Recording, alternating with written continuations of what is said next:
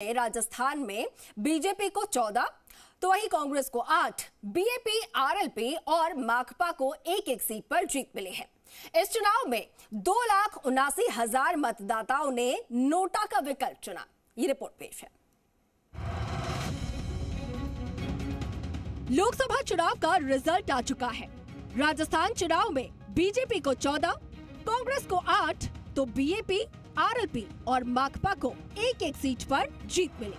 निर्वाचन आयोग से मिले आंकड़ों के अनुसार इस लोकसभा चुनाव में प्रदेश के 2,79,464 मतदाताओं को किसी भी पार्टी का प्रत्याशी नहीं भाया और इन मतदाताओं ने नोटा में बटन दबाकर अपना गुस्सा जाहिर किया है।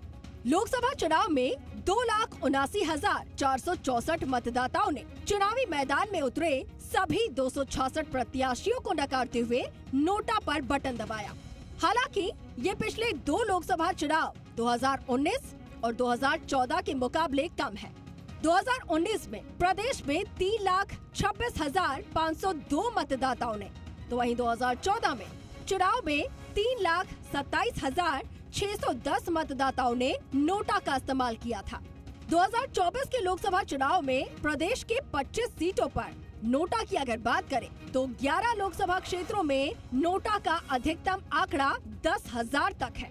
12 सीटों पर 10,000 से 20,000 तक और 2 सीटों उदयपुर और बांसवाड़ा में 20,000 से ज्यादा नोटा का उपयोग किया गया है और सबसे कम भरतपुर में 5,443 और सबसे ज्यादा उदयपुर में 22,948 मतदाताओं ने नोटा का उपयोग किया। लोकसभा क्षेत्र में नोटा का डाटा।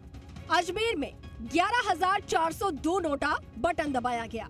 अलवर में 5,822, बांसवाड़ा में 20,970 तो वहीं बाड़मेर में 17,903 नोटा बटन दबाए गए।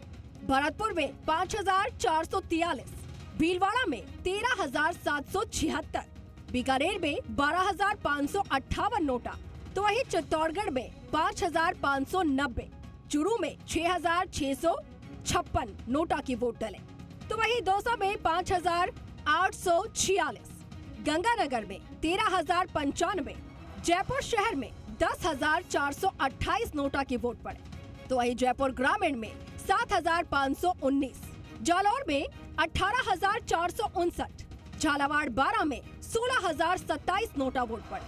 उधर झुंझुनू में 6,632 नोटा की वोट पड़े।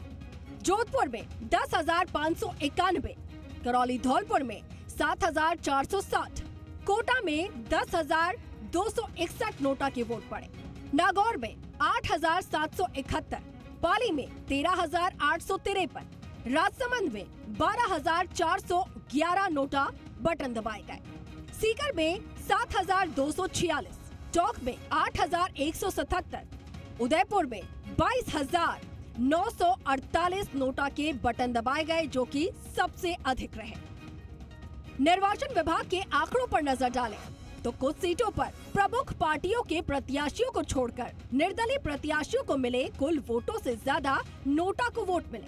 नोटा यानी कि उपयुक्त में से कोई नहीं। देश में नोटा की शुरुआत 27 दिसंबर 2013 के सुप्रीम कोर्ट के फैसले के आधार पर हुई थी।